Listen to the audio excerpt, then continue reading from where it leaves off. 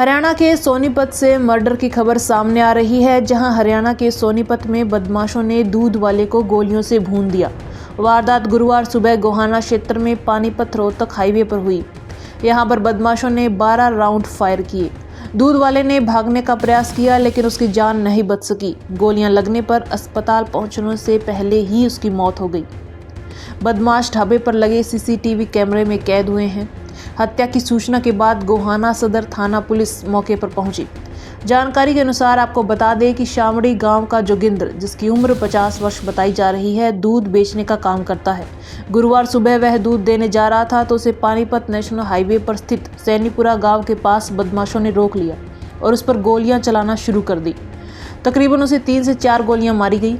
इससे उसकी मौके पर ही मौत हो गई। मर्डर की सूचना के बाद क्षेत्र में हड़कंप मच गया। सूचना मिलते ही थाना सदर पुलिस भी मौके पर पहुंची और केस की छानबीन शुरू कर दी। मौके पर पहुंचे सोनीपत एसपी क्राइम राजपाल ने बताया कि जोगिंद्र नाम के व्यक्ति की गोली मारकर हत्या की गई है। ये शामड़ी गांव का रहने वाला है। पुलिस को अभी यह पता चला है कि बाइक पर 3 लड़के थे, उन्होंने जोगिंद्र पर गोलियां चलाई।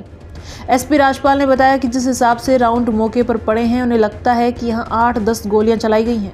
उन्होंने बताया कि गांव की रंजिश का मामला हो सकता है, इसकी जांच कर रहे हैं। परिजनों के बयान के बाद ही पूरी वारदात से खुलासा होगा। उन्होंने कहा कि जोगिंद्र दूध लेकर जा रहा था।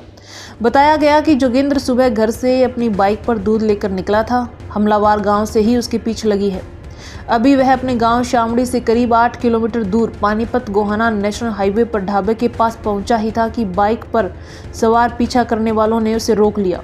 बताया गया कि पहले तो जोगिंद्र की बदमाशों के साथ कहासुनी हुई, उसके बाद बदमाशों ने उस पर गोलियां चलानी शुरू कर दी और 3-4 गोलियां उसे लगी। जोगिंद्र ने भागने का भी प्रयास किया, लेकिन भाग नहीं सका। गोलियां लगने से वह रोड किनारे गिर गया। इसके बाद बदमाशों ने उसके पास जाकर उसे गोली मारी। तो इसके बाद मौके से बाइक पर फरार हो गए। इस बीच ढाबे के सामने खड़े कुछ लोग वारदात को देखते रहे, लेकिन डर के मारे किसी ने भी हस्तक्षेप का प्रयास नहीं किया। बदमाशों के जाने के बाद लोगों ने सूचना दी। हाईवे अथॉरिटी की टीम मौके पर पहुंची। लोगों ने बताया कि इस दौरान जोगिंद्र के सांस चल रहे थे।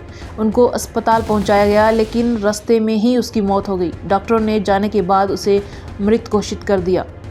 सीसीटीवी में दिखे बदमाश, जहां उनकी जो वीडियो क्लिप है वो रिकॉर्ड हो गई है।